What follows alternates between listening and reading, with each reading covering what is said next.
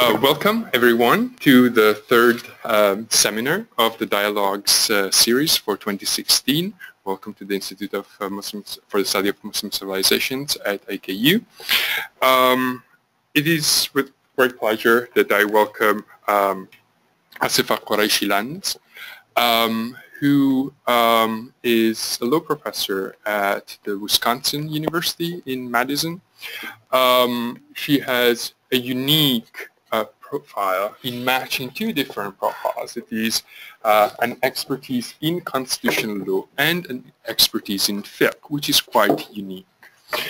So Asifa will actually help us tonight to move beyond the experiment that we engaged with in the previous workshop, which was to look at governance in Muslim context, taking religion out of the equation. So that was the contribution of Saeed from a sociological perspective.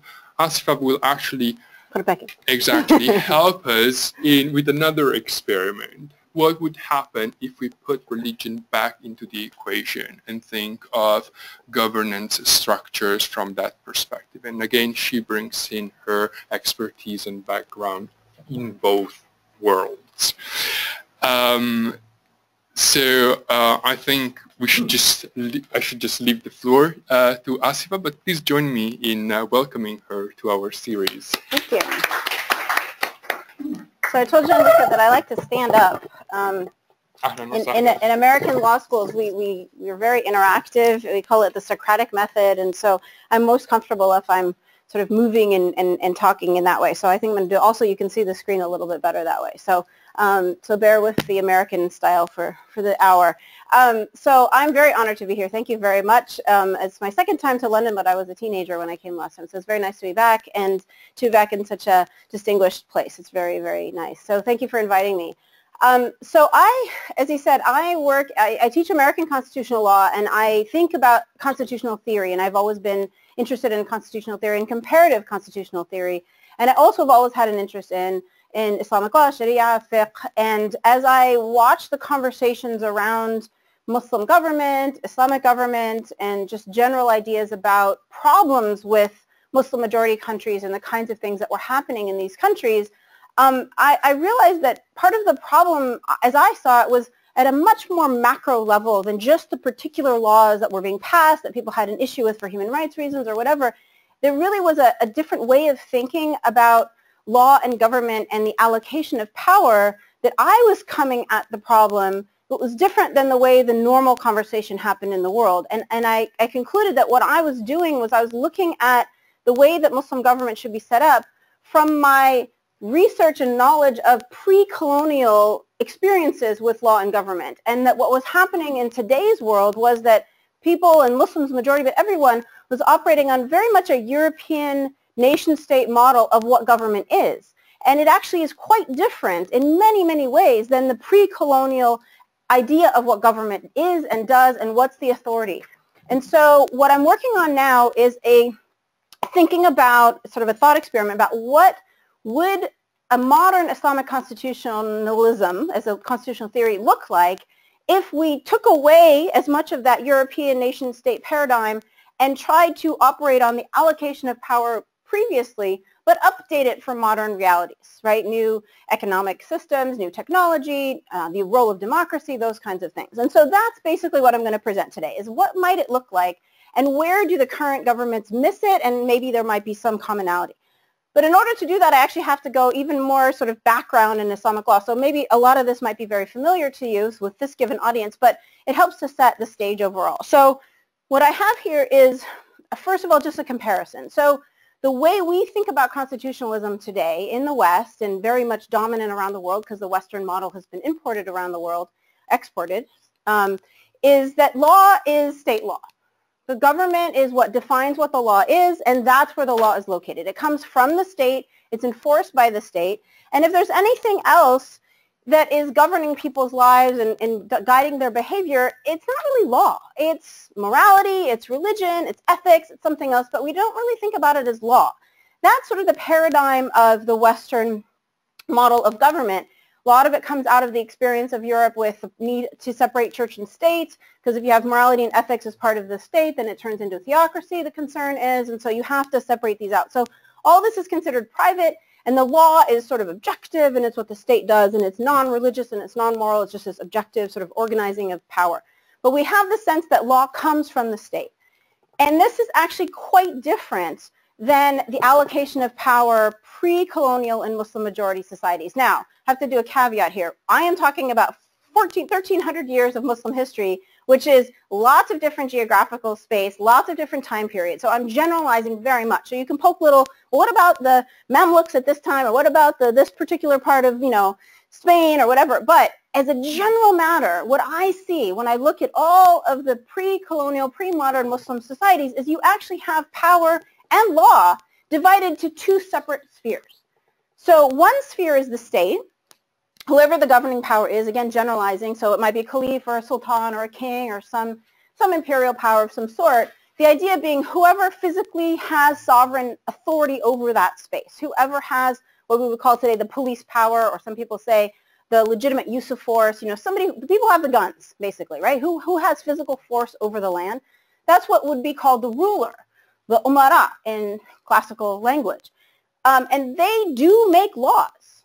Their laws usually are called some form of siyasa, sometimes qanun, various forms, but it's a different term of what the law is than the law that is being made over here that we usually think of when we say Islamic law, Sharia, these kinds of words. This is, I'm going to elaborate a little bit more on this whole picture here of, it's really fiqh, right? The rules that are drawn and extrapolated through the process of ijtihad, of studying the original scripture of Islam, the Quran, the hadith of the Prophet, that creates fiqh. It's a particular type of law, but it's quite different than the type of law that's being created by the rulers. And the systems of government that were created in classical Muslim times was an accommodation of these two realities.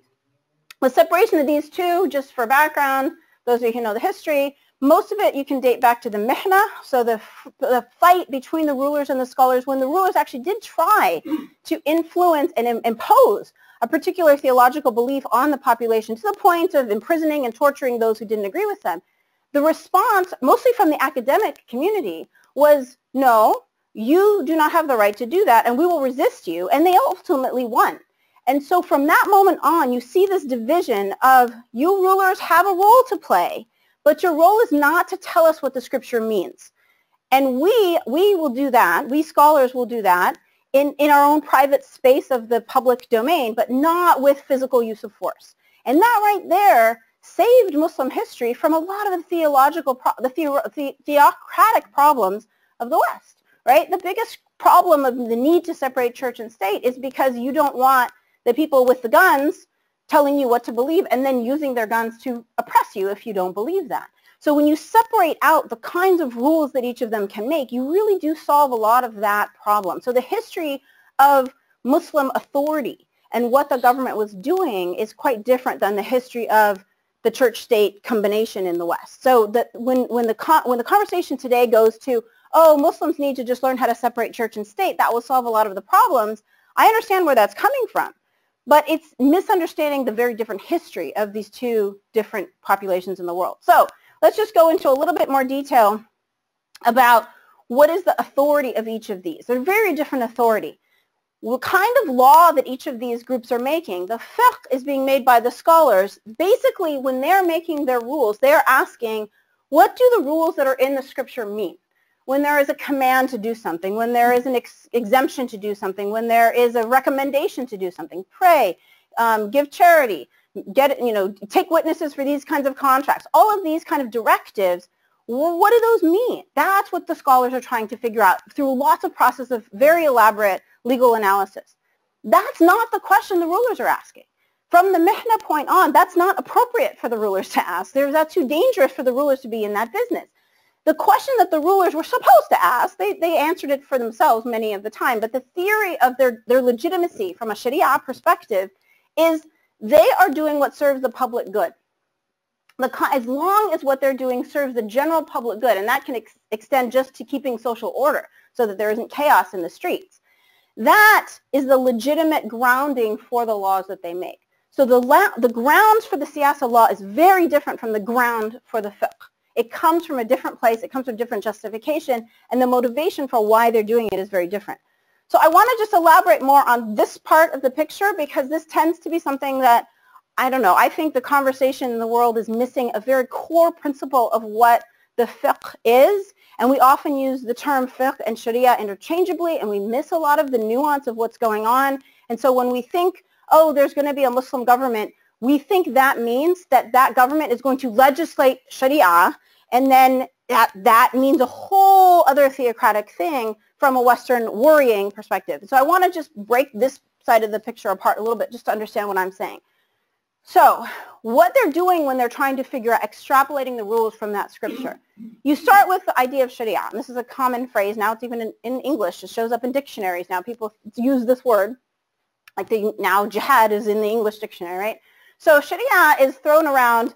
Often it's translated as, quote, Islamic law, sometimes variations on that. It's accurate in my opinion, but it misses something. As a Quranic, as an Arabic term, sharia means, right? What does it mean in Arabic? Path, street, sharia, right? It's a way. So the macro idea of this is that it's the way to go, right? It's the way to live your life. It's God's way. God has recommended, even commanded people to follow this particular path in life, and so this is God's way. Another metaphor I use is with my students, I say, imagine that the sharia is a recipe, right? So the recipe is how to live your life. But the thing about a recipe is you can't taste a recipe. You can only taste a different chef's making of that recipe. So what happens is as the different scholars do their interpretive work of the scripture, you end up with, well, here's the two sources that they will use. They create tools to do the extrapolation from that to particular rules. And this is all of the tools of usul of fiqh, right? So as a legal theory of Islamic jurisprudence, they created, I don't have time to go into all the details, but these should be recognizable to many of you. So one of the tools they would use is analogical reasoning, qiyas. So is this new case like this case we have in the scripture? If it's enough like that case, then the same rule can apply to this new case. Even though the new case is not in the text, it's close enough. So by analogy, the same rule applies. That's one way to extrapolate and make new rules. Another is just looking at the linguistics of the rule. Is it a command? Is it a recommendation? Is it specific? Is it general? Could this be an exception to a general rule? These are very grammatical, linguistic, Arabic-focused kinds of questions, but they would use that to elaborate more about what are the particular rules. And there's many other tools that they all in varying ways would use to answer these questions.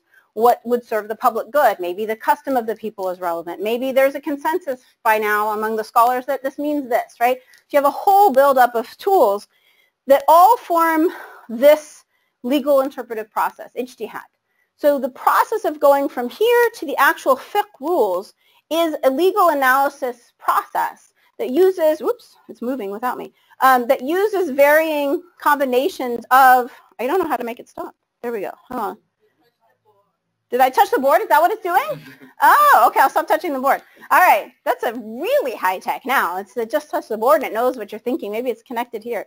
So this process, I'm not touching the board, is using the various tools to come up with a rule. But as you can see from the many circles here, and as I said with the chefs making a recipe, as soon as you have more than one person doing this, the likelihood of having more than one answer as you're doing this process is very, very high. So when you actually look at all of Sharia or the particular articulations of Sharia, it's very important to recognize that you can't actually see Sharia directly. You really only know it through whatever school or methodological approach. So for example, these lines here, these form a methodology of interpretation that ultimately forms schools of law. These are the madhabs, the madahib of so Hanafi, Shafi, Jafar, all these different schools. These methodological modes of thinking formed a particular approach to the question. So the rules, the collection of doctrine that is produced at the end is characteristic of that particular school's methodology. By the way, fiqh means in Arabic, fiqh, faqiha, yafqahu. Understanding. That's not fair. You can't answer the question. What does it mean? To get to some, so what?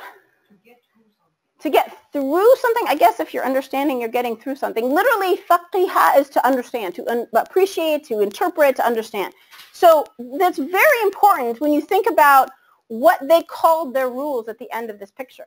They didn't call their rules Sharia. They called their rules fiqh, which means my understanding of Sharia. This right here is something that the general world population does not appreciate about the doctrinal body of law that we understand as fiqh. People think that, oh, because they're doing religious law, they're claiming to speak for God, like a priest would, like any other religious authority might. And the fact is that Muslim scholars did not claim that authority. They acknowledged their own human fallibility right from the start, that we understand that we're human. It could be that we're getting this wrong, but nevertheless, it's worth doing. And so we're going to move forward. And our conclusions, anything that is the result of ijtihad, by definition, has at most the status of probability. It can never have certainty. It can never claim with certainty to be what God meant to say. We can never know the mind of God. So everything has a status of probability. So you have a language, they'll say, you know, I think I'm right. I'm sure I'm right. Well, the possibility that I'm wrong, right? And you have the hadith about the 2 rewards, 1 reward. You know this hadith, right? So the person who does ijtihad and arrives at the right answer will receive 2 rewards, right? 2 barakah. And then the person who does ijtihad and arrives at the wrong answer will get 1 reward, not punishment, right? So significantly, nobody is getting punished, even if you get the wrong answer, even if God ultimately says you got that one wrong, still the effort is rewarded. And the very other pragmatic reality of this is we do not know who's getting 2 and who's getting 1 until we all die.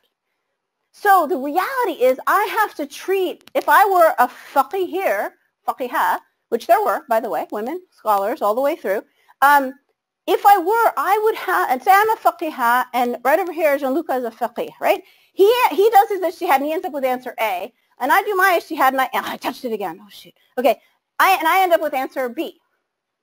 What is our attitude towards each other with my B and his A? How do we treat each other from this reality of that fallibility that I'm imagining? Just anybody, what do you think? What would be our proper relationship? How would I condemn his conclusions?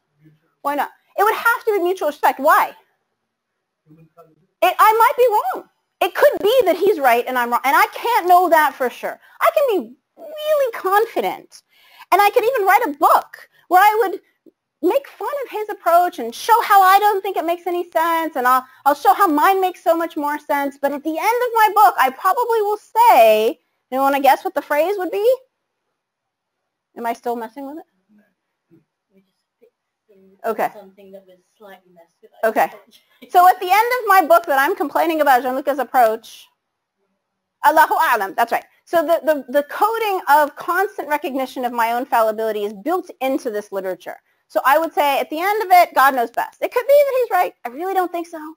But it's possible that he's right. And so therefore, any individual Muslim is perfectly legitimate in their rights as their responsibility to live by Sharia, to go to me, or to go to him, or to go to anybody else who has done ijtihad and has given some conclusions of fiqh. And that fulfills the responsibility of an individual Muslim to follow Sharia. As long as I'm following somebody who's done ijtihad, it doesn't matter that my next door neighbor is following somebody else who has a different conclusion. Because at the end of the day, we don't know. Okay, so this I have 5 in here of pretty commonly known, the ones, there were hundreds of these schools in history. They've shaken down to about 5 today. They're the most prominent ones. There were others. And so this is the visual. When I think of Sharia, I don't think of it as I can see this circle directly. I can only see it through whatever methodology of an approach that somebody has taken. And these are the dominant ones. There's nothing really stopping anybody from doing a new approach. These are the established ones. Okay. How did this all work as a system? Because if you start with the reality that this is how God's law is going to manifest on the ground, you know how, you as a system, you have to figure out a way to create a government and an organized political legal system that accommodates this level of diversity.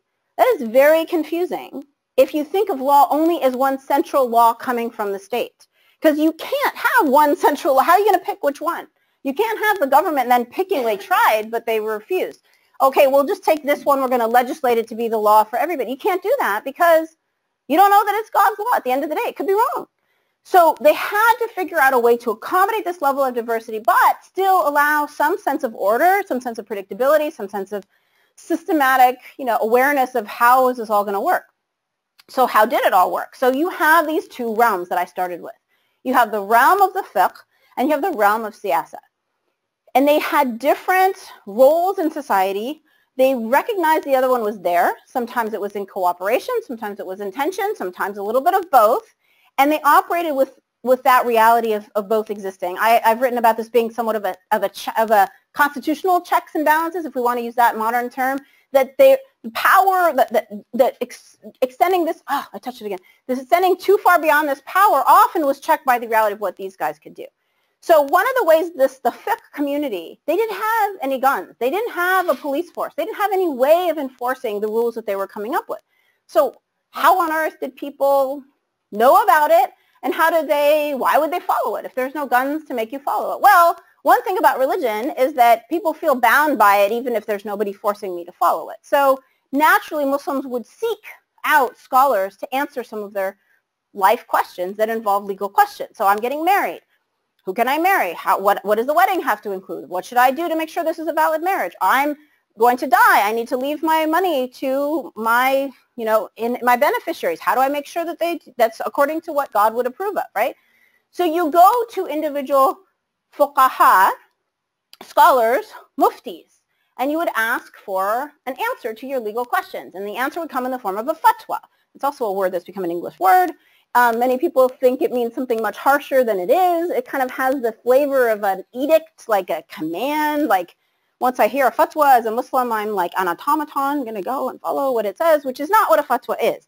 A fatwa is a reasoned answer to any particularized legal question. So they're very fact-based, like a story. And you go to a scholar and say, okay, here's the situation. This person has bought this land from this so-and-so, and this person is contesting that they own part of that land. Here are the details of what we know about the property ownership, who owns this part of the land. And the faqih would look at it and say, okay, if all the facts that you've given me are true, this is who would own that land in whatever order. Or a marriage question, divorce question, whatever. Most of the time, this would solve people's internal conflicts or life planning questions. Most of the time, you don't need the police power to solve most of your legal questions. Even today in the West, I have legal questions that I'll ask my accountant or my lawyer or somebody but I don't need to go to court. I don't need an actual physical enforcement over this. It doesn't involve a lot of need of police, forcing me to do something. I usually voluntarily will follow the law. I just need to know what it is. Okay. On the siyasa side, there were many, many different tribunals, again, depending on the time and the place. But generally speaking, the siyasa side would set up various tribunals to handle a lot of the administrative law that the siyasa is doing. Now, what kind of law is the siyasa doing, by the way? It's, as I said, it's basically, the legitimacy of siyasa is coming from this idea of serving the public good.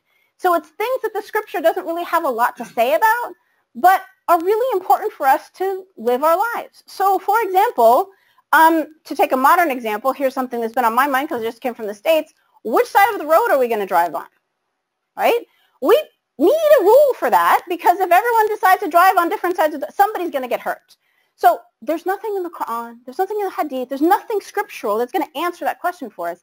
Yet we need a rule, and we need enforcement of that rule. We need police power enforcing. You drive on the wrong side, you're going to get a fine, you're going to get some other punishment to keep that level of order. Speed limits are another example, or environmental regulations, or food safety requirements, or zoning laws, or any kinds of things that keep the marketplace, the public space open and ordering in a smooth and safe way. That, from the Sharia scholar's perspective, is serving the public good, and so therefore it's legitimate, and so therefore Muslims should follow this, and they're bound to follow this because it serves the public good. Not because it's in the scripture, but because God wants us to all be safe, right? There's a lot of Quranic verses that are referred to too, like there's descriptions of good rulers like Solomon and Queen of Sheba. Again, the idea of good, just, safe rulers who protect their people. So, for example, there was a marketplace regulator sort of watching weights and measures, corruption in the marketplace, treatment of beasts of burden, and the treatment of your animals, the camels and the cows and the donkeys and service. At the time, slaves, so making sure slaves are not mistreated, these kinds of things. So making sure marketplace, behavior is fair. There were many other kind of tribunals. Sometimes the ruler would set up a mazalim court that was actually hearing directly from the population. So if you had any complaint about anything that the Sultan or any of the Sultan's delegates had done, you go straight to the Sultan, usually waited in line for a few days or months or weeks or whatever, but eventually you usually could go and complain and say there's been this corruption, this person took a bribe, this person is not paying attention to the job, etc. So these are the kinds of institutions that were set up on the siyasa side. In the middle, there was this interesting job. And this is, people have heard this term, Qadi. Qadi means a judge. Now, the interesting thing about, generally speaking, again, looking at all this history, this is somebody who's wearing both hats. This is somebody who is wearing a fiqh hat because the law that they're applying is coming from this realm of fiqh. But the decisions that they make actually do have enforcement power that the state is giving them. So the ruler appoints them and says, whatever rulings you give, I will enforce them. It's very different from the muftis. Muftis, again, they don't have any ability to force you to follow their answers. So if I were to give a hypothetical, let's go back to the property dispute. I have a property dispute with my neighbor. I say my land extends here. He says his land extends there. We've got an argument over this middle space. Okay.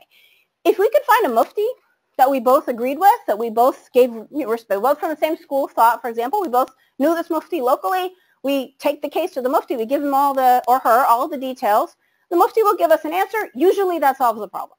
No problem. He moves off my land, I move off his land. What if we can't find somebody?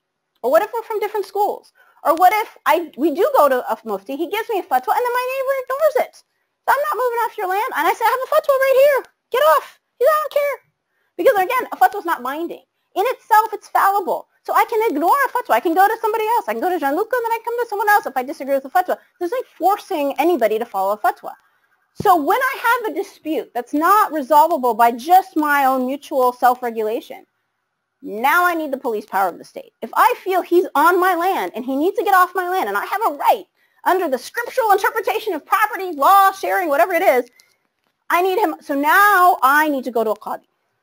The qadi's decision will take the same facts but then actually adjudicate fact-finding, like did he actually really build on your land, what happened exactly, and then rule, and then that rule will be binding on both of us parties. We cannot ignore that rule. The ruler has the authority to garnish his wages, put him in jail, fine him, whatever, if he disagrees and violates that rule. Now, that doesn't mean that the qadi somehow now has revelation and knows the truth in a way that a mufti doesn't. It just means that we need qadi judgments to be enforced because we want the people to leave the courthouse without killing each other.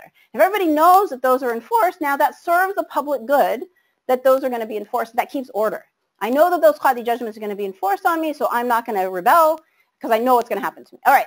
That's how the whole thing operated at the classical, kind of pre-modern, pre-colonial ordering of things. Two separate realms of law created by different authorities, not really a separation of church and state, but it was a separation. It was a separation of types of law. The types of law that were made were very different, had a very different legitimacy, and had a very different nature. This tended to be very uniform. It's much easier if we have the same speed limit for everybody than if we have different ones. But this, because again of the fallibility of humans understanding God's law, had to be diverse, and it was diverse. And usually when the siyasa rulers appointing a qadi, for example, they would appoint qadis of different schools depending on the population, so you're accommodating that population. This is enforced with force by the ruler. This is a combination of my own self-enforcement, and if I'm using a qadi, I'm using the ruler enforcement. Importantly, though, the ruler has no control over the content of the rules that the qadis are imposing. The content comes from this independent place that the rulers cannot micromanage the details of those laws. Okay, now, this is very different from our modern nation-state model. Our modern nation-state model is that the law, again, this is from my first slide, the law comes from the state, and anything else is religious law, ordering, morality, ethics, it's something else. It's not law. Now, here's what happened. With the colonial period, in nearly every majority Muslim country, you had this system actively dismantled, and put in place was this nation-state system of centralized law and government. The law is not only all with the government, but it's usually all the same law. There isn't this diverse accommodation, and it's all coming from the state. So then what happens with independence is you have various movements saying, well, we want back what was taken away from us from our colonial powers, and this takes various forms, but one of the forms is we need to bring Islam back into this. The problem, as I see it, and others have said, there wasn't very much creative constitutional theory about how to do this. Rather, they took this model of what law is and said, how do we make this Islamic? Rather than saying, what did we have before that? And maybe we can structurally set this up in a very different way. So instead, you have this with Muslim clothing put on top of it. It's not inherently structurally something that came from the pre-modern period. So what happens is, to make this Islamic, what do? Very commonly, if law is state law, then you want to make that law, the only law that exists that's recognized is what the state does, well then you need to legislate it. That's how you get your Islamic law in there. So you have legislation of pieces of fiqh in the codes of Muslim majority countries. And sometimes it's not a whole school, it's pieces of different schools. So let's take a little bit of the Maliki family law, a little bit of Hanafi family law, a little bit of this, a little bit of that, and that will become what many would refer to as Sharia legislation. This is a very dangerous term to use because Sharia is God's law. It's not my understanding of God's law, it's God's law. So the public in these countries very often won't even object when it comes out, because who am I? If I'm a religious Muslim, I don't want to complain about I would be a bad Muslim if I'm complaining about God's law. They're not aware that what's actually happened is the state has picked among equally valid understandings of God's law and made them state law. So this has created a very dangerous situation in these countries because the public thinks that the government is now declaring what God's law is, so I can't contest it. And it sounds like the state has authority to do that. That's what, if law is coming from the state, I want my state to be Islamic, okay, then that's what they should do. There's not a lot of creative understanding that this is actually a modern phenomenon. Worse than that, now you have Sharia courts and other entities that are now interpreting this legislation and declaring what is the Islamic law for this land. To me, that is the closest thing Muslims have ever had to a state church, ever. We've had one entity telling the whole country what Islam says. We never had that. We didn't have a church from the beginning. So this is actually a theocracy. But it's theocracy created by this combination of colonial nation-state model with Islam put on top of that. It's not an inherently Muslim approach to government. It's the nation-state with religion put on top of it.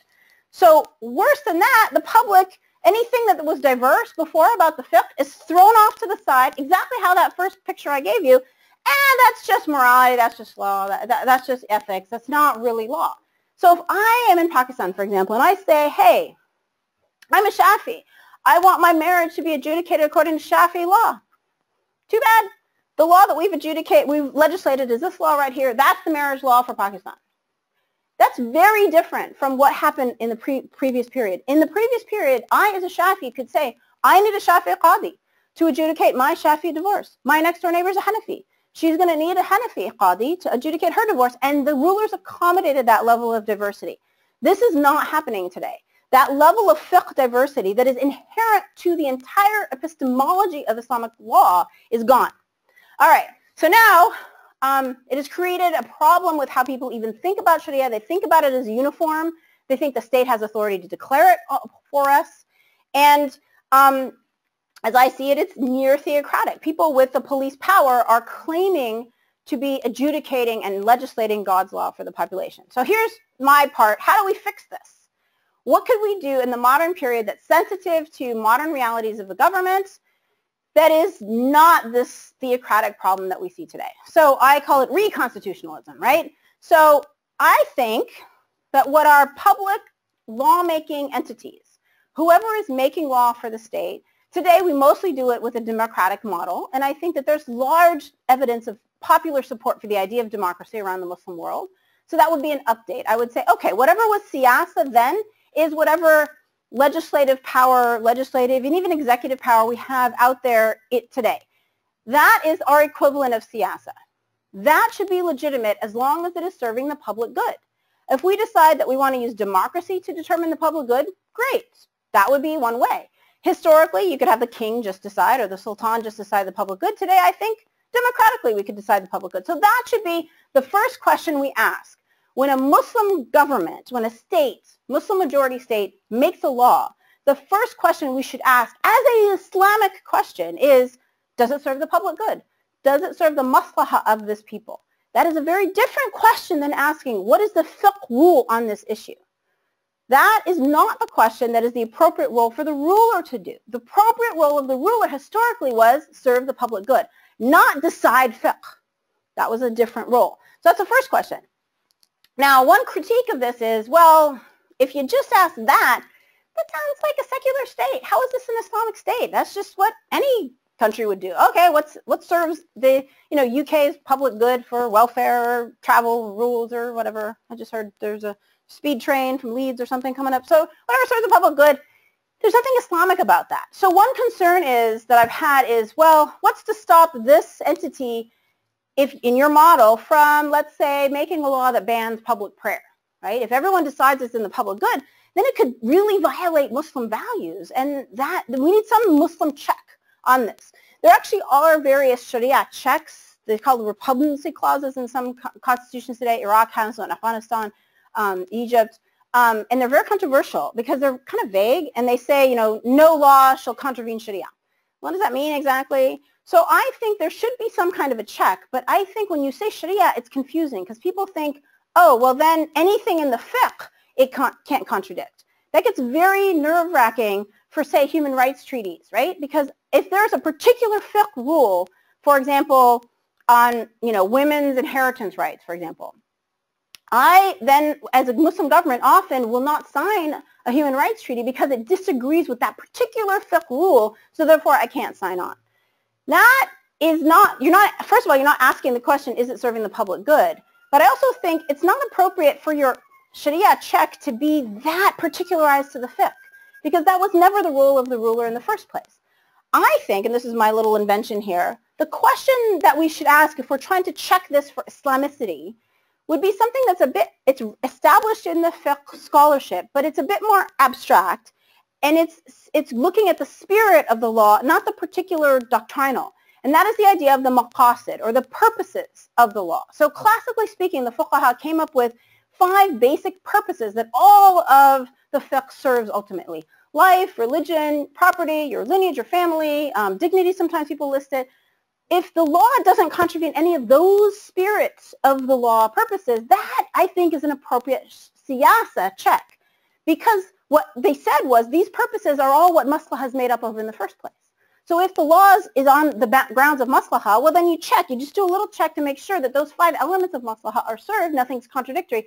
That's your check. That's much more open and less, it changes the conversation in the public from what does the fiqh say to what is the overall purpose of what we're trying to do here. Okay, there's one more piece of what I think is going to be consistent with our classical model, but also very important for making this work for today. And that is that one of the biggest things we see in Muslim countries today is a fight over the legislature, right? So you have secularists and Islamists and everybody else fighting over what law should be passed in our parliament or whatever. And what that does is, again, it just focuses all the energy on that central law. And what happens is you're only going to win the latest election, because the next time there's a referendum or election or even a military coup d'etat, then whatever you got accomplished the last time is going to be thrown out by the next majority. So if you have a new reform law passed, oh good, so celebrate, we've got this new law passed. Oh no, now these conservatives have just taken over and now they've changed the law and it's something completely different. So you're constantly fighting over that. One of the motivations, I think, for that is the way that the centralized legal system, the nation-state model, what it does to people is it creates this phenomenon that if I want, let's go back to Shafi marriage law, if I want Shafi marriage law to apply to me, there's no way to do that without also having it apply to you too. It has to be the law for everybody. That's the only way I can guarantee that it's going to be the law that educates my life. That's a problem when you have a very diverse population, when you have a very religiously complex population, when you have, even just within a Muslim community, you've got reform interpretations of Islam and more traditional interpretations. When you have any kind of diversity like that, it's very dangerous to start imposing on everybody my interpretation of the religious, let's say, marriage law. So what has to happen to make this consistent with the classical model, as well as really dealing with that reality today, is you have to have a very effective opt-out of the state law if you have a religious law that you want to follow. So we have somewhat versions of this. You have sort of arbitration, alternative dispute resolution kind of options. So if I can resolve my problem different from the state law, Generally, the judges will approve it as long as they're sure that you have due process, you have representation, that sort of thing. So I'm saying in a Muslim constitutionalism for today, there has to be robust acknowledgement of that opting out. As long as you are doing it by choice, you should be able to pick an alternative religious legal authority to go to resolve your problems. But to make sure it's by choice, there has to be diverse options, and there has to be an equivalent at the state level. So if I don't want, say I'm a Muslim, but I don't want the Hanafi law to apply to me, there's a state marriage law that I can choose. So that's the third piece of what I think is the essential core of what modern Islamic constitution should look like. So from the individual citizen's perspective, I would say, okay, I have a conflict, I have a legal question. I ask myself, do I want to follow state law or my religious law? If I want to follow state law, fine. I use whatever state institutions are out there. Those laws have been made based on the maslaha, on the public good, and I was a part of that if it's a democratic system, and then I follow that law. But what if I don't want to follow that law? What if I feel really compelled? On the day of judgment, want to answer to God saying, I followed the Shafi law when I got divorced, and I made sure that I found Shafi authorities to make sure that my divorce was valid according to Shafi law. I'm not sure that the state law is going to be valid according to Shafi law. I want a Shafi judge to do this. Okay, I want religious law.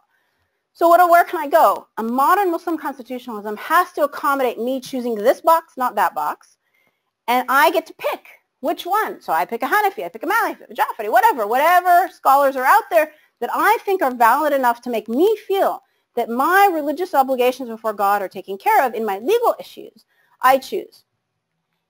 Do I need the state to enforce that? Sometimes I don't. Sometimes it's just going to a mufti, I get the fatwa, I apply to my own life. But if I do need that, remember my fight with my neighbor over property, I need a qadi, I need a judge to enforce the decision. Now the state, if I don't need, I go to whoever I need to, but if I need the state to enforce it, now I need a state-appointed qadi who will enforce it, again, as long as it's consistent with the public good. Remember, anything the siyasa power does always has to be consistent with the general public good. That's its authority. So it can choose which of the qadi rulings it will enforce based on the public good, but I should be able to choose that. By the way, this works for other religious groups too. So if I want to go to a rabbi, this would work well. In fact, historically, Muslim societies could accommodate other minority religious communities quite easily because it didn't upset the whole centralized, uniform legal system for them to come in. Oh, it was just one more circle. Okay, fine, rabbi and Coptic Christians, Zoroastrians, no problem, because it doesn't challenge this entire overall system. The system's already built to accommodate diversity. So what this is this is how I would imagine, if I had to put this in a picture, what the overall thing would look like. Following my same little diagram. I don't know if I had this one in DC. So this is, the central one is the state law. This is what the government is doing. It's always legitimate as long as it is determined by democratically decided public good. Okay? But I can always opt out of it. So you have all these other minority religious options that I could choose. Some of them may be completely out of the public good understanding of the state.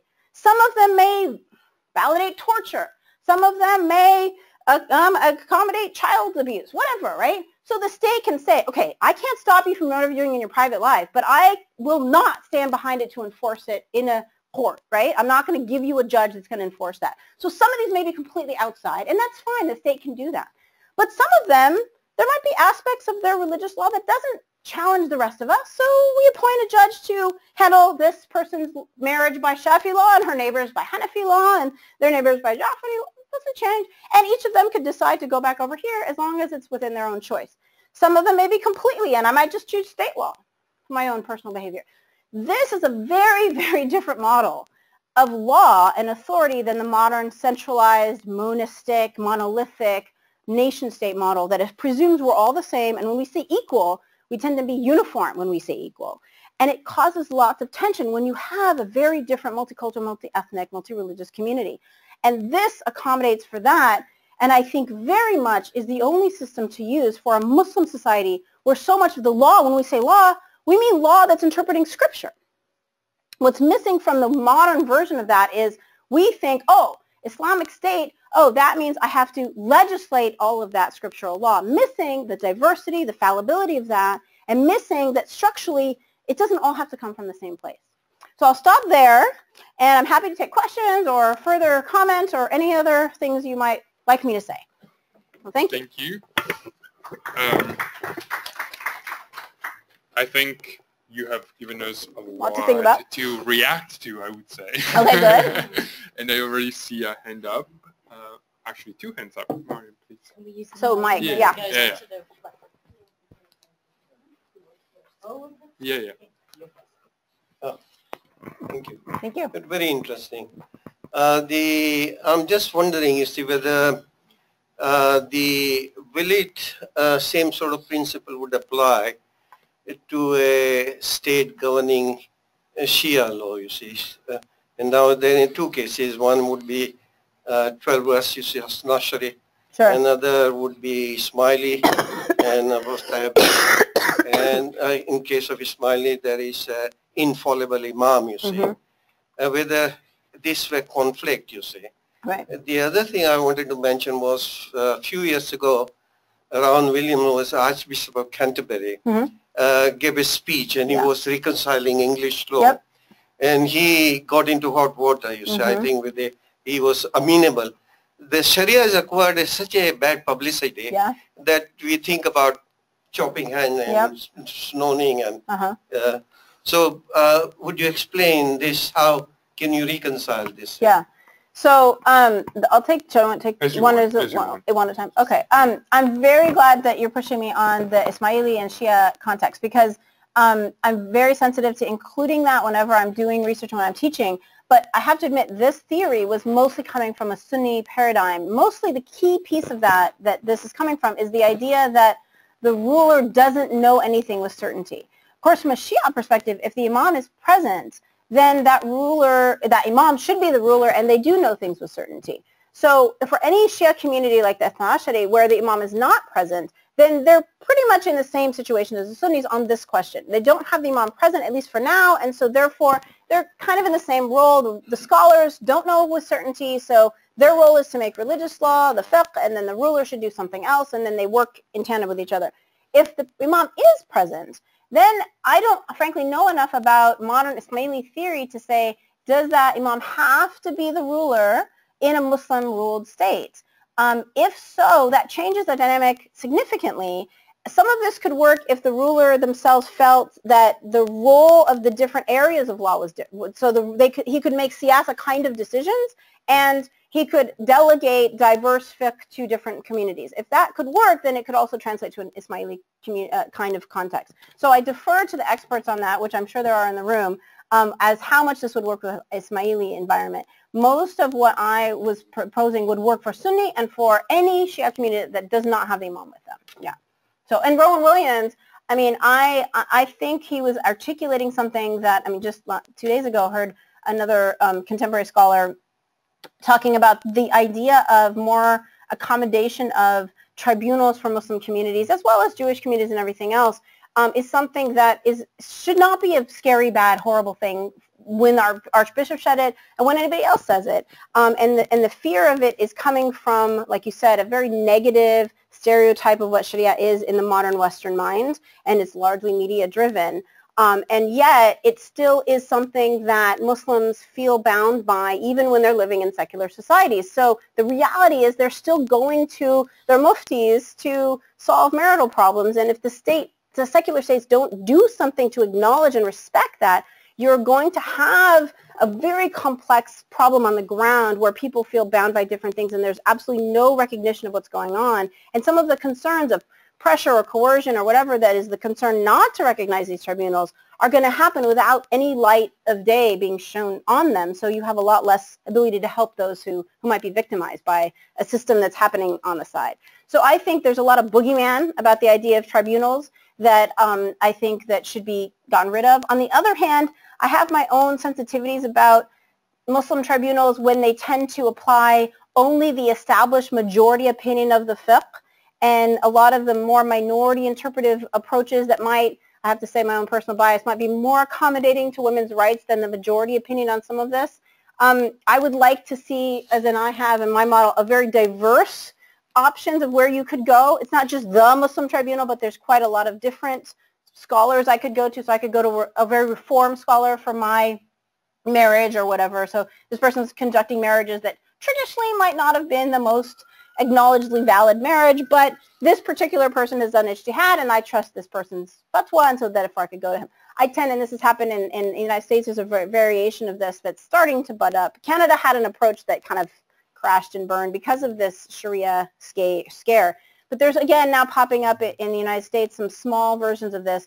Seems good from what I can see from the outside, but I also noticed that the people that are chosen to lead these tribunals, very traditional in their perspective, and I get a little nervous when I see that. I'd like to see a little bit people on the other edge, not just the reform ones. I believe in the marketplace of fiqh, right? So I want the conservative one right next to the reform and progressive one. Let the people vote. If I want this fatwa, I'll go here. If I want that fatwa, I'll go there. The more you have people choosing, the more you're going to have an authentic response to the population. So that's my only, I have a little bit of, I'm supportive, but I'm also, skeptical, and I want to make sure that it's accommodated. But yeah, I think he was onto something. I think he understood the reality on the ground of the British population. Yeah. I have Mariam and then a question from the webinar.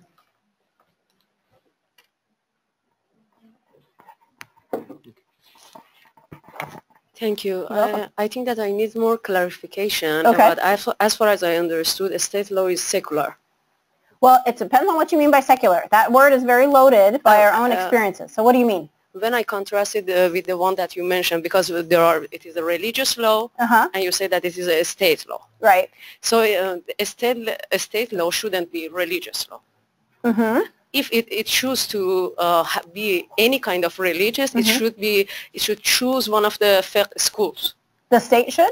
Yeah, because if it wants to be not secular and religious law, it needs to choose one of the schools. Why? Otherwise, it would be the one that you mentioned, that we have post-colonial, it would be this disaster. So in that case, if we consider it as a secular, we put the name of secular for that. What happens if law is for on policy at the same time and in conflicts as well? If I choose a state law and my family, for example, my brother choose a religious law, and we have a conflict in inheritance, what will happen to us? Because he's going to get a fatwa. Yeah. So that second question is a very common question. So I was waiting for it. So thank you for doing it, because it's anytime you talk about a diverse opt-in scenario, you have a question of forum shopping and you have a question of conflicts of law. So if you have multiple people who are going to choose different laws to apply to themselves, what happens when they bump up against each other? Or what if they pick and choose in a very self-serving way? So, yeah, I'll be a Hanafi if it's going to get me more money, right? I mean, that kind of thing. That might be a problem. So both of those are kind of built into your second question. So I'll take that first, but the secular question I also want to take. So the question of, what if I choose one law and my family member chooses another law, of fiqh law, and what if we're both engaged in the same legal question like inheritance, where we're both involved? Okay, this is actually not a new problem, and it's actually not a uniquely Muslim problem in a diverse Muslim fiqh situation. So in the past, in classical Muslim times, you had many people choosing very different rules, and they would bump up against each other in these various ways. So Muslim history actually has quite a lot of what we would call conflicts of law resolutions to these problems. So for example, there's times in Muslim history where there were really a focus on this. So for example, the Mamluk Empire had 4 schools that were officially recognized by the ruler. And so the micromanaging of how that was going to happen, they're very sophisticated, developed conflict of law solutions. So this is the kind of thing that can be resolved, but I think a lot of it has to be resolved at the state level because you're the ones enforcing it. So it can be resolved on what we think serves the public good to solve these conflicts questions. So for example, and now I need more legal history of my own expertise that I don't have, but what I've heard is that one of the ways you can solve this is it could be what's called a defendant's right of removal. So if I'm dragged into court, I didn't start this. I'm the defendant. You're suing me. Why should I have to work with your school? I had nothing to do with this. You're dragging me into court. One way of solving it is saying the defendant gets to choose which school because they're the ones who are innocently being thrown into court. Okay, that's one way. Another way is very common if you have something where the two parties know that they're going to interact with each other legally. For example, drafting a contract with each other. For example, a marriage contract, a trade contract. I'm doing business with someone who's involved in choosing a different school. you very commonly write down in the contract which law is going to apply to that relationship. So it's very common in Muslim marriage contract to have the school specified, right? By the way, French tradespeople interact with American tradespeople, and German interact with African. What do they do if they end up in a legal conflict? Which law applies? French law, American law, German law, African? It's the same question. We deal with it at the country level, and you're identifying it at a much smaller level of this. But anytime you have people who adhere to different law, you're going to have a conflict of law question, and there's various ways that you can solve it. So the typical way that, a French tradesperson would engaging with an American, watch importer or whatever, would write in their contract, American law applies, French law applies. So that's one of the very common ways. So I'm not bothered by that question because there's a field of conflicts of law that has been developing over centuries of how do you solve these kinds of problems of different people butting up against each other. So that's not in itself an overwhelming problem. The secular question, I need to clarify exactly what you mean. So maybe you should hand the microphone back to her just for a second. I know you just took it. Well, let me just see. So I specifically didn't use the word secular because it's such a loaded term, especially in Muslim environments. For many Muslim environments, it means anti-religion. It means I am actively trying to suppress religion.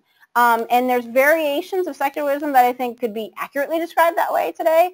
And there's others that are not, others that think of it as just religion neutral. And so, I don't have an opinion on religion. That's what secular means. So the state law being secular law, maybe that's an accurate definition if by secular you mean that the source of the law is not scripture, which is how I'm defining state law here. The source of the law is not coming from God. The source of it is coming from the state is just serving the people.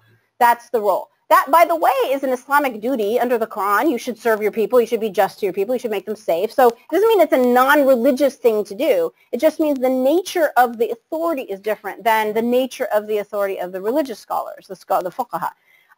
Now, whether they should pick a school, that's exactly what I don't think they should do. Because I think it's dangerous. If the state picks any interpretation of religion, whether it's Catholicism or Christianity or the Hanafi school or the Jafari school, I get very nervous as a Muslim, not as a secular Westerner. As a Muslim, I'm very nervous because that means I, as a Muslim, don't have my Muslim right to choose a different school than the ruler has just chosen. It's sort of an Islamic human right. I should be able to live my life as a Jafari even if I live among a bunch of Hanafis, right? So once the ruler chooses that, I get very nervous that they're going to use that choice and stifle the other ones. So I don't think it's an Islamic thing for the government, a Muslim government, to choose a school. And that's exactly why I'm trying to create this different way of thinking about legal authority, because that's what is happening in Muslim majority countries today.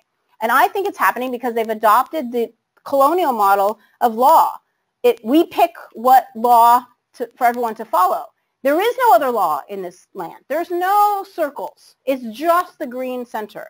So then Muslims see that and say, okay, how do we make that Islamic? And then they just say, pick a Muslim law, pick a religious law.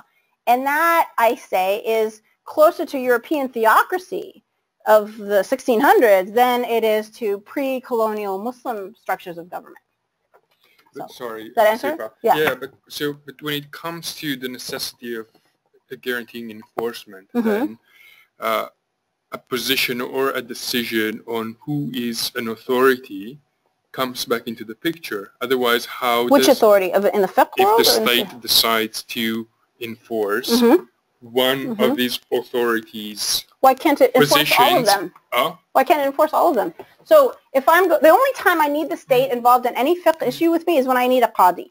Any other time, I just go to my mufti. Yeah. So why can't the state enforce the Hanafi qadi here and a Shafi'i qadi here? So you would require the state to enforce whichever ruling. Whichever ruling the people are asking for. Right. So then begs the question of what is the check that the state puts on the rulings that are being asked for. So what if they're asking for something that's child abuse or something like that? Is that what you're asking me? Like, what if they want you to enforce something that the state doesn't like? Yeah. So that's their ability to decide not to enforce certain aspects of fiqh, right? So they can enforce a certain amount that they're comfortable with at the level of the public good. This is actually a classical Muslim practice. Some rulers said, I am, like the Mamluks, for example, I'm going to send certain marriage issues. I think it was marriage of orphan girls or something. They said, this is not going to go to the Shafi'i judge. We don't like the Shafi'i rule on this. We're going to take all these to the Maliki judges. And we will enforce it when the Maliki judges bring them, but we won't enforce it otherwise. And that is the state controlling the outcomes of particular questions, but it's not changing the Shafi'i law. It's not going in and telling the Shafi'is to change their doctrine. It's just choosing, look, whatever you want to do in your private sphere, that's fine. But if you need me, if you need the state, if you need a qadi, I'm only going to choose these. Let me give a modern example that's bothered me for a while. I wrote about some, oh, he left, but I wrote about the rape laws in Pakistan. One of the things that's happened in modern times is the had crimes have been legislated by the state. So one of the things is the had crimes are like theft, adultery, these kinds of things. Okay. Only one of the 4 Sunni schools, so this is only one of the 5 Muslim schools of law, say that you could prosecute a woman for zina, for extramarital sex, if she is pregnant and unmarried. All the other schools say, based on Quranic verse, you can only prosecute someone if you either have a confession or you have 4 eyewitnesses, right? So the Quran actually says those 4 eyewitnesses. So the most of the schools say, all right, so those are the only ways you can end up in court. And what this does is you virtually have nobody ever getting prosecuted for zina, because when are you going to ever have 4 eyewitnesses who are willing to testify, right? But the Maliki school says, well, there's a 3rd way you can prosecute. And that is if the woman is not married and she's pregnant. They say that's circumstantial evidence of zina, and so that's enough for us to charge her with the case. Now, they're not heartless. They shift the burden to her to prove that, for example, it was non-consensual. Say it was rape, or she was tricked, right? She was asleep, they even say, the classical scholars. So they say, okay, that's true. It's possible it was rape. We're just going to shift the burden. She can prove that it was non-consensual, and then she is, not punished. But the other schools say that's not fair. Why should she have to prove anything? She should start with the presumption of innocence, and you only bring her into court if she has 4 witnesses. Okay. They give the parallel of drinking, wine drinking. They say it's just like you don't prosecute someone for walking around the streets drunk. You only prosecute them if you know they consensually drank, right? You don't just start with the presumption that they knew what they were doing, right? So the same thing would happen in a Muslim. If you are going to prosecute zina, if a Muslim government decides that zina is going to be one of the crimes the state has to prosecute, now the state has to pick a procedural rule, an evidentiary rule for what's going to be grounds for that case. They're going to have to pick. But they're going to have to pick, not because it's more correct as God's law, they're going to have to pick which one based on what serves the public good. So we could today say, okay, Malikis, you have your own reason for having this rule for evidentiary standards allowing for circumstantial evidence of zina, but for public good purposes, it is harmful to women. It's unfair to women. They're the only ones getting punished for the same crime that the man did, but the man's not getting drawn into court, so it's unfair. So for maslaha reasons, for public good reasons, we will only we will only prosecute based on the non-Maliki proof of zina. So that's a choice, but it's not a choice being made because we agree with this school or that school. We have just decided that it serves our public better. So that would be an example of a Maliki rule that's outside of this green circle. I'm not going to enforce that Maliki rule. So I can choose as a ruler to say, for public good reasons, I'm not going to do that. But I think that the state can still accommodate a lot of diversity even within those kinds of choices. They don't have to have everybody living over exactly the same law on every single thing. There's certain aspects of inheritance, of marriage, of whatever. Lots of other aspects of people's lives that they can accommodate this diversity. Yes, there are some things that are going to be just outside the pale. And that's where this kind of circle is. And that's where the zina case that I gave would be an example.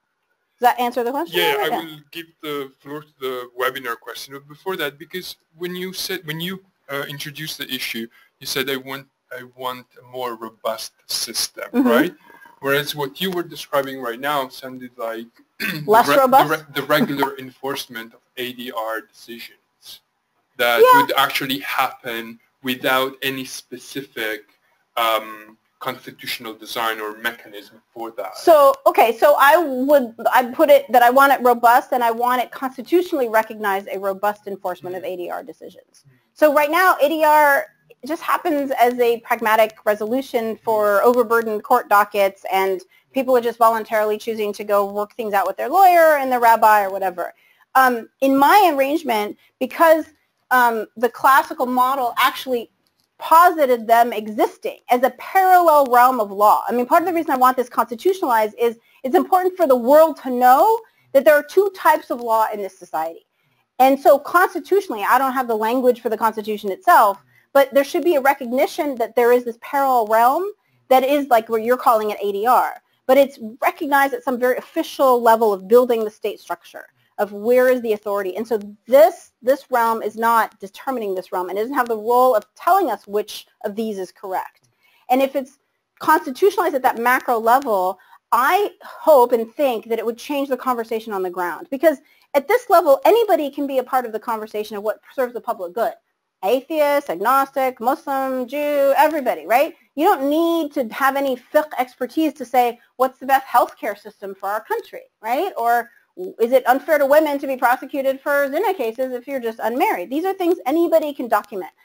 Right now, whenever there's any legislation in a Muslim country, at some level people start saying, well, what does Islam say about this? What's the fiqh on this? And that's not the question that should be happening. So if you identify these as very different realms, I think it helps the public to say, oh yeah, that's not really the job of the ruler, that's over here in this other realm. So I need it to be much more, it's robust in the sense that it's diverse, but it's constitutionalized in some way that everybody realizes that there is this opt-out realm that exists parallel to this realm. Yeah. Question from the webinar.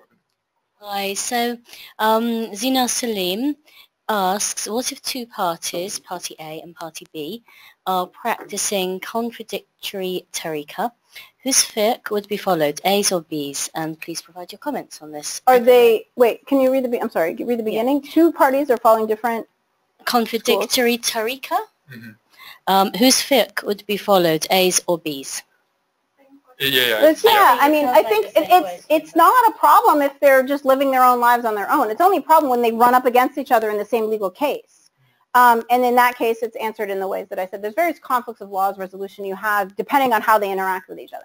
And we could invent new ones. I mean, I don't know. There's lots of other ways you could say, oh, this is a better way to resolve that problem. But it's not a substantive problem to the structure. It's just a logistical question. Yeah. But it did. I mean, it was in the theory. I mean, actually, I should say more in practice than in theory. There was always the issue of the default system, right? So what you fall back on in case of disagreement, besides the defendant's rule, because the defendant's rule also backfired a lot. I mean, I'm thinking of the mixed courts in Egypt. You know, that generated you know, all sorts of practices of abuse just because you knew that you must... Right, the race to the court thing. That you must be a much easier job to actually abuse the other than, you know, and then being called into court and choose your own consular jurisdiction than another way around. So, the falling back on something, there's always a default. I think that probably has to be part of the system to have a default. If they can't work it out, this is going to be the backup rule. Where you go, that's kind of the defendant's rule is one of those default rules. From what I can tell, and I need to do more research on this, from what I can tell, the difference between what I'm proposing and what existed in the classical past, as well as even what exists today, for example, in Israel or India, where there's some kinds of opting out depending on your religion, is that there wasn't an option to choose state law over your religious law. If you're a Muslim, you have to go to those Muslim courts. And so when I think about default, I think of the state law as another part of that default. Like I could choose to go to my opt-out Muslim law or my Hanafi law, but I could also, as a Hanafi, just choose to use the state law. And that, to me, ensures choice. If, for example, the system is such that as a Muslim, I'm stamped with this identity that I'm a Hanafi Muslim, and no matter what I think, I'm going to be adjudicated in the Hanafi court system, then I'm not really opting out by choice. I'm being designated a class, basically. And I think that is different from the classical period. I actually do think that there was not a backup state law for the fiqh laws. It was, the state law was actually much smaller. What the rulers made was not parallel. There wasn't a parallel marriage law that was generically made by the sultan, right? He just sent people to whatever marriage courts were appropriate for them. So that's one thing about having a default that involves state as a default. The other thing is, yes, every system is manipulated. Yes, there's going to be, if you have multiple systems. You're going to have forum shopping. I didn't really address that question. You're going to have people choosing, and then, okay, I know there's a defendant's right of removal, so I'm just going to wait so that I abuse this person so badly that they finally sue me, and then I get to pick the school. That's kind of a forum shopping. I get to pick the school that's going to serve me rather than take my chances in their school, and I might lose.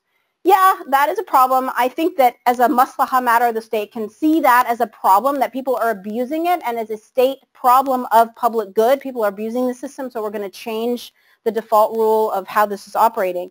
But I don't think that the answer is to just throw everybody into the same law and the same court, because I think people forum shop even in a uniform system. I mean, I had an issue with a legal issue the other day, the other month, and my lawyer said, well, let's wait this out because we'll get Judge so-and-so instead of Judge so-and-so. And we'll have a better chance with the second judge than we have with the... That's forum shopping. That's in a system where it's the same law, the state has done it, and I'm theoretically manipulating the system by having my lawyer wait to get a little better judgment that she thought this judge would have. So you can't get away from people manipulating the system. When it gets to be an abuse, then I think it's the state's role to fix it whatever manipulated they can. But I think that it's better to work out the problems in a diverse system than to work out the problems in a uniform system, because in a very diverse society, the uniform system, I think, causes more abuse than this one does. So.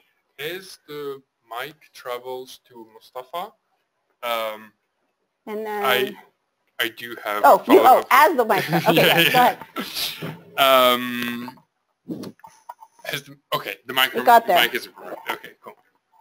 Hi. Yes. Thank you for your nice articulation of the Sharia. Thank you. My question is that how practical your model is considering the view of majority of Muslim societies, where according to Pew Research, almost 80% people want Sharia to be the national law of the countries. And on the other hand, you have these kingdoms across the Arab world. So how practical is a democratic government in Muslim worlds? So that's a great question. I get that a lot too. So that was the second one I was waiting for. So I'll take the second part first. In places where there have kingdoms that are very, very autocratic, very dictatorial, that's a question of how much is a given power willing to be persuaded to give up power, right? I mean, this is a structural thing where they're having to give up some authority. And that is very rare. I'm not under any illusions that, the King of Saudi Arabia is going to say, oh, good, I can give up all of this sort of, role that I have. However, I think in places where there is enough strife, when there is enough conflict, especially between secular and Islamist political parties, where it's a circular, rotating, tension-building place where there's polarity, there's sometimes violence, there's constant stress based on what kind of law is going to rule us. And you have a religious force fighting against a secular force, and you have international pressure, and it's a constant struggle. I think that perhaps in those places, the public would be happy to see an alternative that doesn't constantly pit those forces against each other in the public space. And what I'm suggesting, I believe, would actually take that tension out of the public space. Because again, the point of the law of the state is not to pick the right Islam for the people, but rather to serve the public good. And I think this goes to the first part of your question. The Pew poll that says majority of Muslims around the world want Sharia, actually I was a consultant on that poll, and I really objected to how they asked the question. In fact, in the draft, I suggested that they ask the question slightly differently because of exactly the problem that I started with, and that is the word Sharia is a very vague word. So as a Muslim, of course I want Sharia. Like, how could I not? That's God's law. I'm going to say yes to that question. But if you ask a little bit more nuanced way, you start, depending on the level of education, you get people to acknowledge, well, yeah, of course, there's different fiqh interpretations. It's not all the same thing, of course. So once you acknowledge that, then the next question is, okay, good. You want Sharia to be the law of the land. Which fiqh should they enact? There isn't an answer to that you can confidently say, this is God's law. This is the way of God. Because anybody who knows anything about the force of the schools is going to have to say, well, right, the Hanafi school is equally valid to the Jafari school. That's true. I can't pick one over the other because they're both equally valid. Once you start down that road, you end up with the description I just gave, which is it's not the job of the state to pick one and enforce it on everybody. That's not what Sharia means. So what I am trying to articulate is Sharia is an entire rule of law that includes two arms of law. One is fiqh and one is siyasa. This is not a situation where siyasa is outside of Sharia. That's usually how a lot of Western, actually, Orientalist commentators have talked about this. When they look at past history, they describe this as Sharia and this as secular. And so that means this is outside of Sharia. And that perpetuates the problem, because then that means, oh, Sharia is the law of the land, and that means this becomes the law of the land. But now, which of the purple circles am I supposed to choose? There is no way to choose one other than the public good, because I can't choose one as being more true, because we're all fallible. There's no way to know which one is more true. So we have missed the nuance of these two types of law operating together with each other, that the state has a role to play and the scholars have a role to play, and the state's role is quite different than legislating Sharia. Their role is to serve us in various ways. And so I hope that if we were to get the public to appreciate some of this nuance, you actually would see pride in their Muslim governments doing things that right now we think of as secular, but they actually could see them as being their Islamic duty. For example, joining an environmental protection treaty, right? I think pretty much we would all agree that that serves the public good, right? But we have the sense that that's not an Islamic law. That's this secular, Western, whatever. And yet, why not? Why not be proud that you have minimum wage laws? Why not be proud that you've joined this, protection of children treaty or whatever? These are Islamic things to do. But they're Islamic in this part of what the ruler does. They're serving the public good. They're serving maslaha. They're not this part of the law. This part of the law needs to stay with the scholars who do it. It needs to stay diverse, and it needs to stay activated by choice, not by force. That's a very different way of thinking about Sharia, but I think it's much more accurate for our pre-colonial period, and it's more productive as we go forward. So I do have a question from the webinar, and then these two. Yeah. Yeah. And this one too, or no? These two. Okay.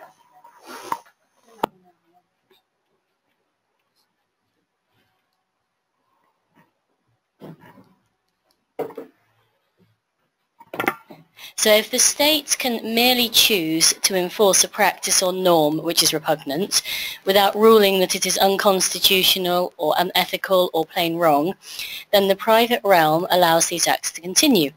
Examples include FGM and assorted discriminatory acts relating to gender, minorities, children, etc. This seems like a dodge. Seems like a dodge. So if I understand the question correctly, it's kind of an extrapolation from an earlier question that you asked me, which is, let's go to the last slide. Am I supposed to tolerate things that are happening in that outer circle, those outer purple circles that are offensive, like FGM, for example? Does my model mandate that the state can't touch the stuff that's in that fiqh realm that's totally private? So a lot of this I defer to the democratic decisions of the places that would then follow this model, but I can imagine a way that they could still follow my model and prohibit or fine or not allow certain of those practices. I'm not going to dictate which practices they should or shouldn't prohibit, because I think that that's a choice that they need to make as a community themselves. Like, whatever they decide is in their public good is for them to decide, not for me to say, and if you follow my model, you will make laws that look like this. I hope that they would still prohibit slavery, things like that, but I leave it to them as a democratic population to do that. So I can imagine, just like my example of the state not enforcing the Maliki law of zina prosecution, that's a particularly Islamically sourced kind of law. There could be other things like FGM, which are not sourced in Islam. There's some commentary that's controversial over maybe it's acceptable. I think it's pretty clear that it's not something that is encouraged. But it's something that the state, the population democratically voicing their lawmaking power in the state, in the siyasa realm here, could say, okay, there's this thing that some of our schools are saying is okay. Let's just take the FGM. But they're saying, as a religious matter, they can do it. The fact that we now have this diverse system, are we cut off from stopping them from doing it? That's the question, yeah? I say no. Just like the state can say, yeah, fine, you Malikis, you have this rule that allows women to be prosecuted with just circumstantial evidence. We don't think that that serves us very well. That hurts our women, and we're not going to follow it. You could take that even further, and you could have the state actively make laws that prohibit behaviors that are accepted in those places. So rather than, this is just sort of, I will not help you. But if there is something happening over here that actually is hurting the population, so you have to make the case. You have to show why FGM is harming the why it is not in the public good. Once you've convinced everybody that it is, or enough of the population that it is not serving the public good, I could see it perfectly valid for the state to use its police power to prohibit, maybe even prosecute, maybe fine, do whatever they want to stop that behavior. But again, I'm not going to dictate whether or not they do it, but they could, within this model, do that. It's not a dodge to say everything is relative, you don't have any control over anything that happens outside. It's just a way to focus the conversation of what things the state is going to prohibit and what things it's not. And what it doesn't allow is the state to prohibit it because they think it's un-Islamic. It only prohibits it if they think it's not in the public good, right? So I can only opt out if the state can tolerate. This, I actually had this in, I think, this earlier slide. The state will enforce it as long as it's consistent with the public good. So that the role of the state here is always about what is in the public good. And if something's happening over here that is hurting the public good, that brings it within the realm of the jurisdiction of the state. Munira and Safi. There's a follow-up. Hi, thank you very much for your presentation. My question, rather, it's a confusion for me because I come from Pakistan. Now, we have to accept the fact that Muslim countries have moved on. It's been a decade. It's been decades since they have adopted these nation-state models, layered up with religious beliefs, of course. So, model seems very ideal, but the implication of these such models and other models which exist in literature, I mean, how would they go to these common people who are already divided into groups and they're not ready to accept any other purple circle which is going to be good for the public good? So how is it feasible? How I don't know. Yeah, how feasible, and how is it going to get to those common people who are already divided? Because these literatures, what we study, I come from Pakistan, and after reading these theories, okay, my perception has been changed. But applying these in our societies which are very divided, we have laws which protect minorities, but at the same time we had cases where it took 4 years for state to, you know, even persecute that criminal who murdered Christian minister. So I don't understand how these work, though, if you can explain. So the dodge answer would be, I'm a legal theorist. I provide the theory, and the political scientists put this into practice. That would be a dodge. I'm tempted to say that, but I'm also an activist. Come on. Right. I do teach constitution. I also don't just live in my ivory tower. I actually do. I'm interested in what happens on the ground. And so a lot of this is, it's a little bit of the answer I gave to, I think, Mustafa, is it has to do with how much the population is not happy with how things are right now. If they're dissatisfied enough with how things are right now, they'll be open to looking at alternatives. So unfortunately, part of the solution is it has to get bad before it gets better. But the second part of it is, as you almost hinted in your answer, as you've read more, as you've been educated more, you see things a little bit differently.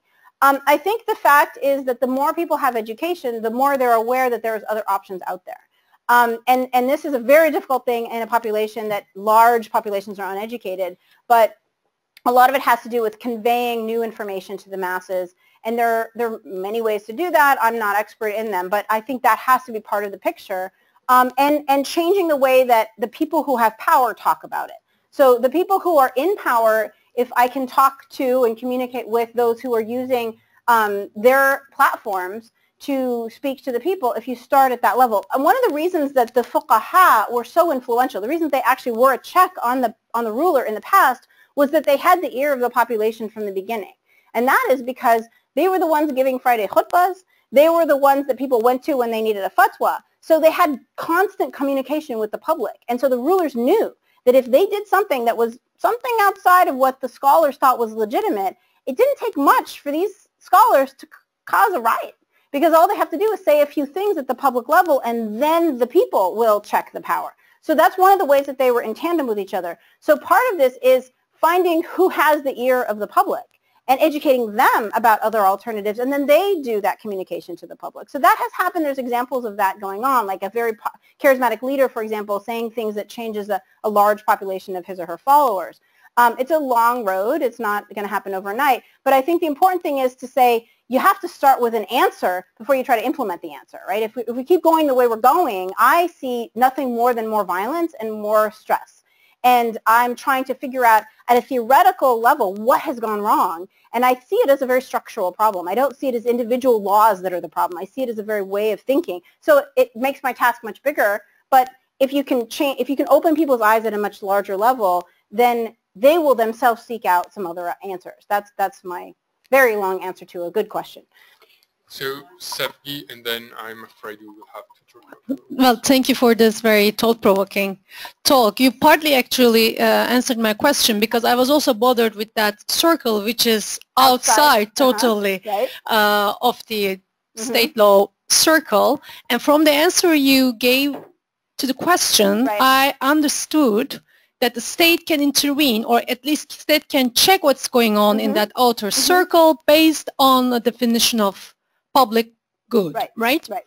Then I think, if it seems to me, in your model, there is this assumption that there's a consensus on public good. What is this public good, and who decides what public good is?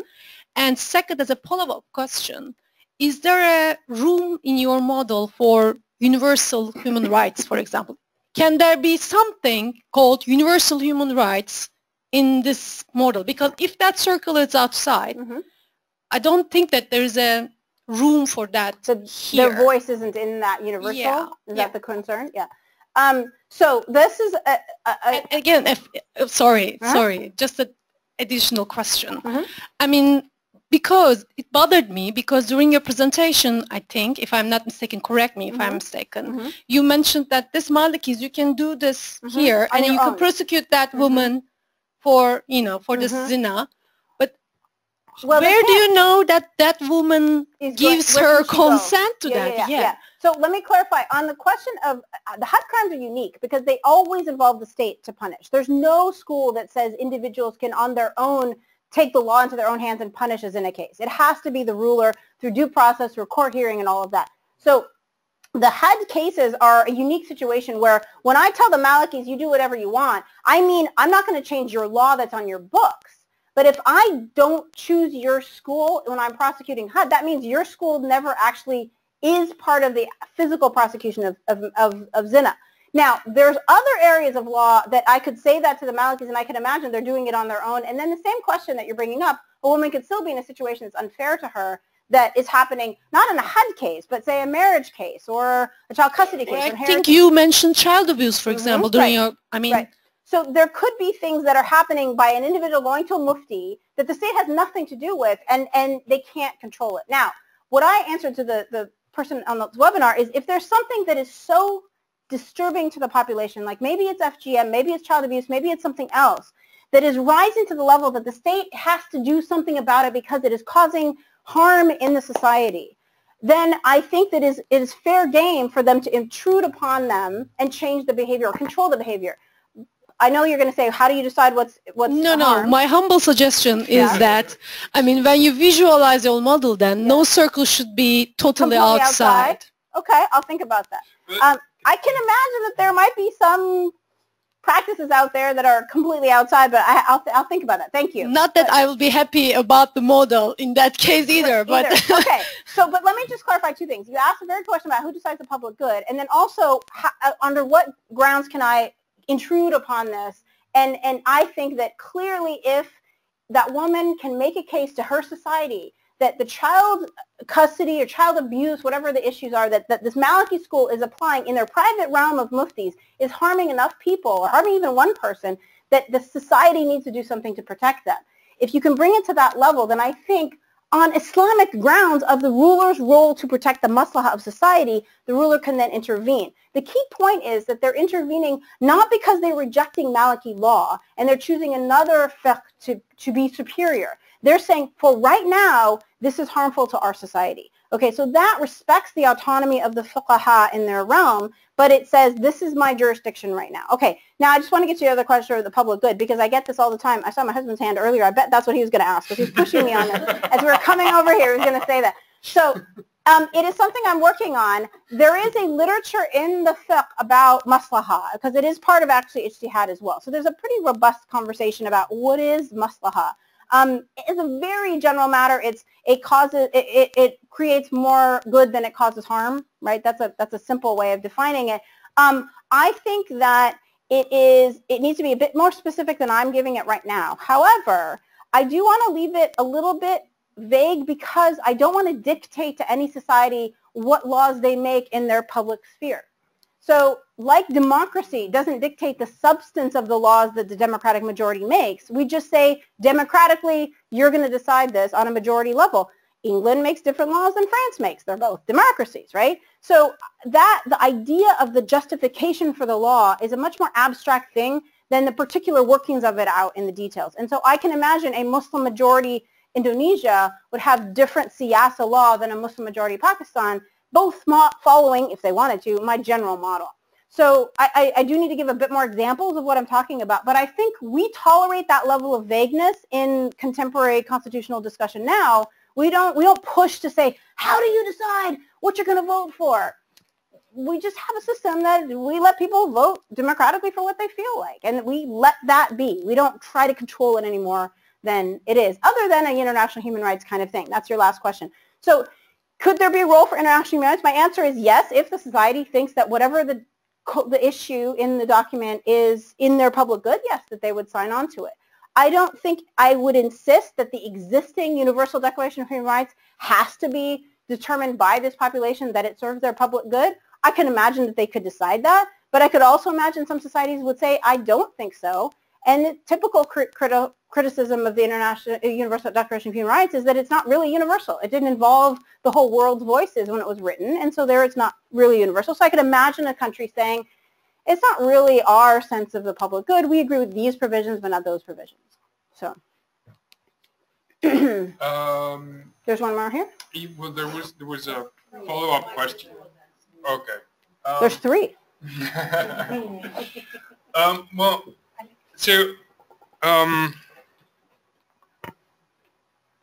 I think you somehow laid the groundwork, right, for to think about different ways of designing a system, right? I wonder if you have already given some thought about the actual mechanisms for implementation. For designing a system that is based on this groundwork that you described. Sorry, I'm getting over cold. There's pieces of this that I'm working on, some more details. For example, the maqasid check, the purposes check. Who is that? How do they do it? What institution is it? Is it the Supreme Court? Is it a constitutional court? You know, how is it populated? Is it only fuqaha? Is it experts in law? Is it technological experts? So I think a combination, that's one of the institutional pieces that needs to be worked out. I don't want to get into too much of that here just because I was supposed to give a theoretical, sort of thought experiment to the class. I wasn't really pushing my model, although it sounds like now that's how you were hearing it. But the idea of rethinking categories of authority is what I was really saying, and thinking about it as a pre-colonial model rather than the modern model. But to go through what I imagine could work, and there could be tweaks on this, the other piece is how do you know who's authority in these, this could be a little bit of that outside circle. How do I know that this person has done ijtihad, right? Is there a criteria that they have to have graduated from this school of fiqh in this way or whatever, or do we leave it completely autonomous to the scholars, which means anybody could claim they're a scholar, and then you could really end up with some of those behaviors that might be really way far out there, justifying horrible things and saying they're Islamic, and we see that happen in the world today. So a little bit more of exactly how you would generate respect for which authorities the state would honor and which authorities the state would say that's outside. That's dicey. Modern Western governments do this already because we have freedom of religion, and then we have various groups saying, well, I would like a religious exemption to my taxes, and I'm a religion. And then you have to have the United States Supreme Court deciding if the Wiccans are a religion. that's dangerous for a country that says it's secular and the state doesn't decide what a religion is. So it's a little bit of the same thing. I think the state has to make those decisions at some level if you have state enforcement of their decisions. At what point do you draw the line and how? I'm still thinking about it. But these are, some of these questions are actually common questions in any legal system that allows any recognition of religious rights in any form. We have a minimal recognition of religious rights in a secular system. Mostly it's freedom of expression, freedom of religious behavior. And mine is a bit more, as I said, robust. So you have not just recognition of religion, but I will actually enforce your alternative religious decisions. Now you're really more involved, which I don't think is a problem because this is an Islamic model. So it doesn't have to be disentangled from religion. It's actually directly entangled with religion. But it is disentangled from choosing one version of God's law for the public. And that's the main focus. And that's the part that I see as the main problem with Muslim governments today. They take it upon themselves to declare Islam for the public. And by using terms like Sharia, the public believes it and don't contest it. And what they're really doing is just siyasa. They're just picking and choosing from their state authority things. And if the public knew, oh, they're just picking as a siyasa matter that Hanafi rule. Oh, well, I'm a Shafi. I disagree. You're going to have a different conversation in the public about, well, what's really working for our society. But because they think they can't object, because they think it's Islamic, you stifled the population's conversation in a way that I think is theocratic. I think is dangerous. And it's not Muslim. It's not our history anyway. So. Well, did you want to go to the next? Is there another one? I think we are well over time. Right. And we have abused you I'm fine. for too Thank long. You. But please join me in thanking Thank you for coming. Thank you for staying so long. I appreciate it.